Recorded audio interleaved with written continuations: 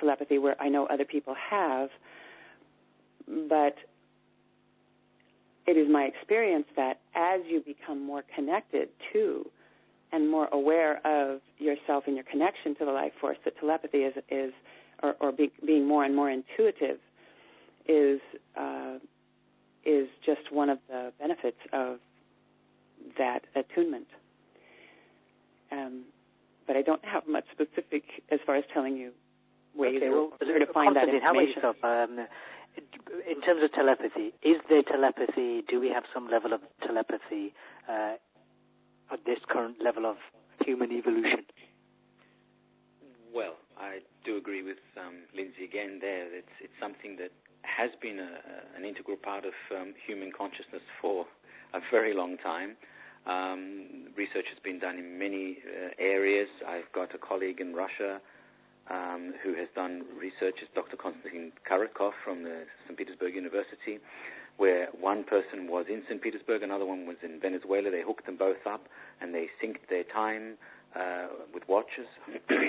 And basically, they were independent of each other over a distance of many thousands of miles, and they were able not only to, at the same time, go into, through meditation, an altered state of consciousness that was trance-like, but their brainwave patterns were syncing in, so that one was tuning into the other, and it showed up on the EEG and the ECG, the heart rate variability, etc.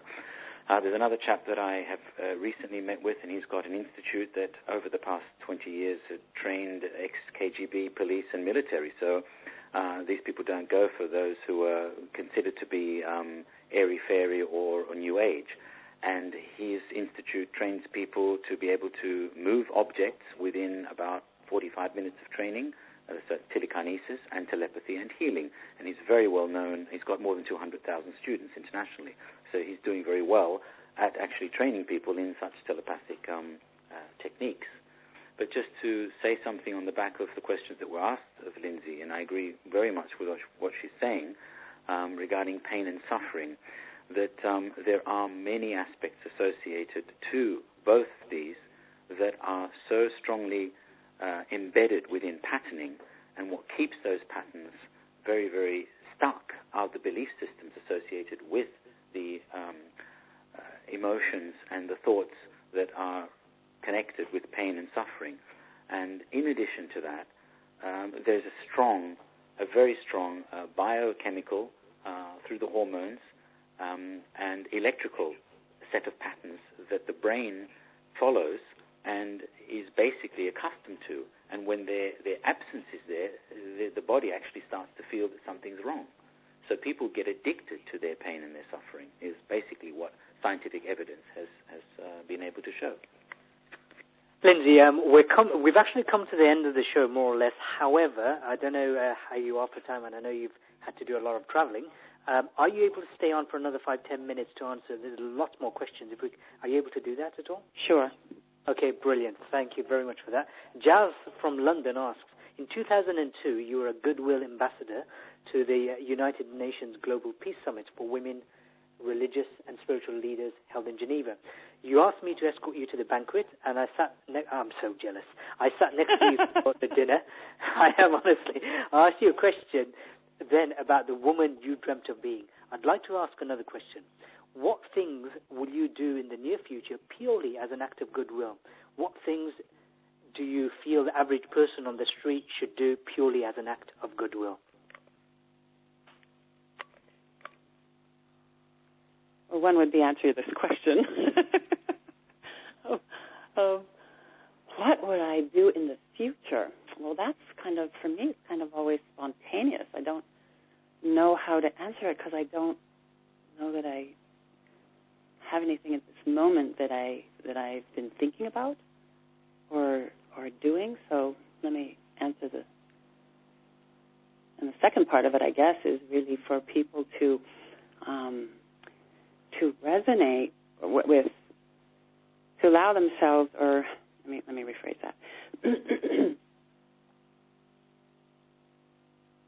I don't think that there's any one thing or some things that I could say for people to do, but as purely an act of goodwill, but to look for, from within, look for that which